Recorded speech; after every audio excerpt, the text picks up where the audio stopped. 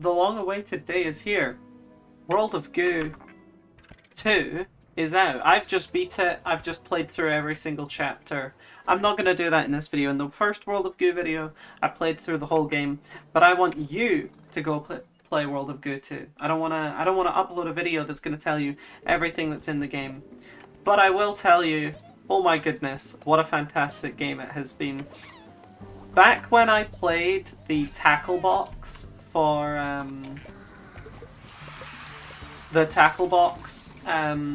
for what was it called? The Big Catch, the 3D platformer. I said this is my game of the year. Like, it's a fantastic platformer, and still that is true. It's a really good platformer. But this is my game of the year right here. It's not Balatro. Balatro's a fantastic game. World of Goo 2 is a better game, and I have been completely, my expectations for a World of Goo sequel were exceeded. You know, the first trailer, the second trailer, they did not cover half of the new stuff that is in this game. I kind of thought, like, oh, I know what, like, there's liquid slime, like, I kind of know what I'm expecting from this game. It turns out that much of the gameplay that was shown off in those early trailers was just the first chapter. Some of it's early on in chapter 2, but for the most part, the actual game is not even shown off until the actual bulk of the game is not shown off in these trailers at all. So this is where we're introduced to the liquid goo, and it's a pretty cool mechanic. You can release this liquid goo, and very often what you're wanting to do with the liquid goo is wake up solid goo. So this goo will come down here and wake up the goo below. But there's also state changing in this. The really cool thing that I don't think was shown off in the trailer, if it was, I didn't pick up on it, is that the goo can change states. So for example, if I take this goo ball and I pop it on a spike, it becomes liquid goo. But it also goes the other way. You can create solid goo out of liquid goo. I can't do that in this level. I don't have the tools to do it yet. But that is a mechanic, and it's a very prominent mechanic as the game goes on. It's a very cool mechanic. It's like the perfect thing. Like, World of Goo is a very nerdy game, and it has a lot of like computer science references and like nerdy stuff. And I can see in this game, in World of Goo 2, a lot of those ideas coming to fruition. So we have these little cannons that shoot goo. These are the state changers. They don't look like it right now. They look like they're just cannons. But if you put liquid goo into a cannon, it spits out solid goo. And that's how the kind of state changing mechanic works there. It's very cool. There are also cannons that spit out liquid goo, but these ones change state, so they only spit out solid goo. So I'll move forward a little. I want to show you, well, this is a cutscene. I'm not going to watch the cutscenes. There was a really good level, Ode to the Conduit Connector. Remember Ode to the Bridge Builder from the first game? This is Ode to the Conduit Connector, and conduit goos, conduit balls, are in my opinion, one of the aspects that shows off this game's personality the best. Because when I talk about World of Goo being a nerdy game, conduit balls really, really play into that stereotype, in my opinion.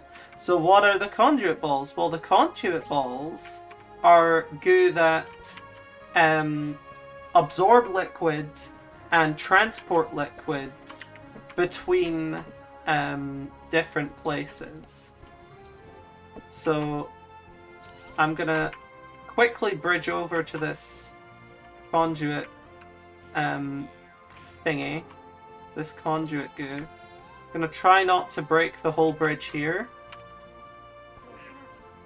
Also, I feel like in this game the goo is a bit stickier. If anyone's played the game, let me know what you think, but in my experience, it's a lot less, and in fact, it's never happened. In this game, stuff doesn't really slide off of where it came from. Like, if you had this in the original game, this bit would fall off. Some goo was, like, stuck to the ground, like, scripted-wise, but you can actually, like, this goo that I built here isn't moving anywhere, and, like, I couldn't get it to move. Which is a nice QOL thing. I think it works in the original game. There are some puzzles where having it not fall off is actually the point. But insofar as World of Goo 2 is concerned, I think it reduces frustration by a lot, that I don't need to worry about that stuff. But yeah, this is the conduit balls. They're these like clear goos that once you navigate over to a liquid, they will transport it. They're like little pipes.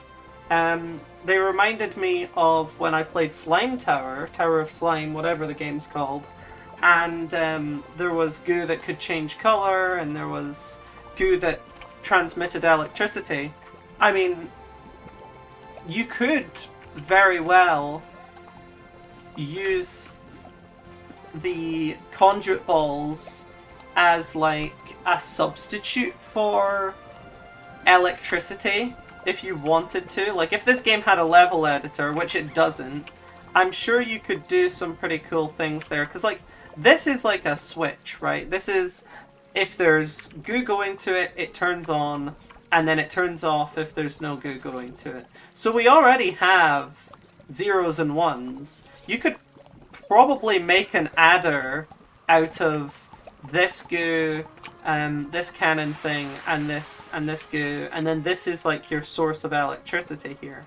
The only thing is, you can't really do paths, so you don't. I don't really know how you would do like gates, like OR gates and gates. I don't think you could really do. Maybe you could do it though. There's other kinds of goo that have different mechanics, so it could be possible. It could be possible. I have a feeling that if you were able to do anything like that though, it would be a single-use kind of goo. Now, here's the real sad part. There are optional levels in this game, and they are hard. They are very difficult. One level I never beat, Super Tower of Goo. Yeah, I was talking earlier on the World of Goo video about how Tower of Goo is the hardest level in World of Goo. Well, World of Goo 2 has Super Tower of Goo, and it's much more difficult. I haven't been able to clear it yet. I didn't put that much time into trying, though, because I wanted to move on with the game, and I knew that this would be very difficult. So it's basically Tower of Goo, but there's saw blades at the side, so you can't get away with any swinging, really. And to be honest, I don't know how I'm gonna do this. Like, it is really difficult. You only need to collect 6 goo, though, so you can build up a lot more support-wise. Like, in the original, you need to collect, like, I think 30 goo to pass. That is not the case here. I can just collect 6. But that's still, like, difficult with the amount of goo I have access to.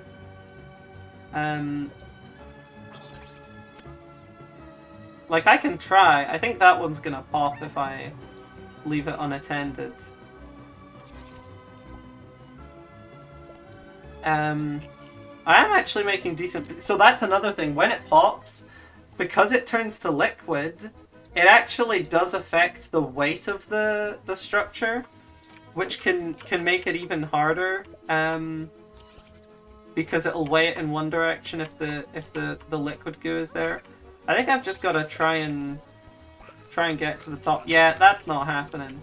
That is not happening. It's kind of a shame, you know, all of this goo just kind of like, I mean, it feels as though it's dying. I know it's not. I mean, I don't know if the goo is technically alive. I guess it is. I don't know if it's like man-made. I mean, it's produced by the World of Goo Corporation, right? So, not in this game though. They're not a corporation anymore.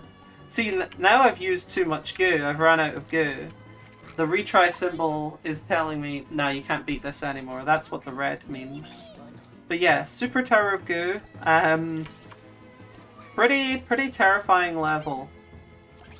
But I did say in the World of Goo 2 video, like, we need a Tower of Goo too. Like, Tower of Goo is such, like, in my opinion, it's the most iconic level.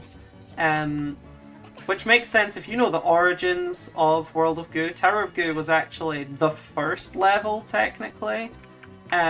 Because there was basically a demo game, like a proof of concept for World of Goo that was just Tower of Goo.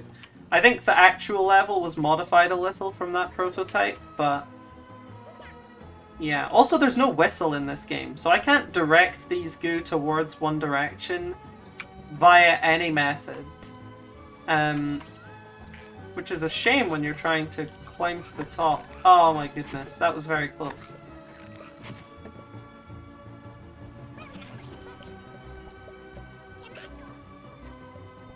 I'm trying to use my advanced World of Goo 1 skills to make this happen, but it is very hard.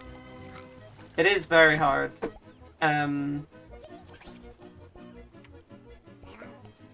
Please, please, please, please, please, please. Like, pretty please, though. Oh, I did it! I did it! I beat Tower of Goo! I beat Super Tower of Goo! Oh my god, no completion distinction, though. Maybe. Maybe if I get enough goo up there. Oh, I think I heard the clapping. I think that was the challenge for most goo. Maybe I am the goat. Maybe I am the goat. That took some skill, though. What did I do?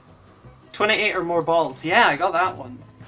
It was tough. It was tough. Like, that, like, I know I made that look pretty easy, considering I beat it in, like, maybe 3-4 minutes of gameplay, but, like, it is harder than the original Tower of Goo, and I think the only reason I was able to do that is because I beat the original Tower of Goo. But yeah, there you go. That's World of Goo 2. I really don't want to spoil anymore. You can pick this game up on Nintendo Switch eShop, Epic Games Store, or you can pick it up DRM free on PC at worldofgoo2.com. It's like a Humble Bundle purchase. It's DRM free. It's like, I think £25, $30, something like that. And in my opinion, very, very worth it, because you're paying £25 for the greatest game of the year. So, see ya.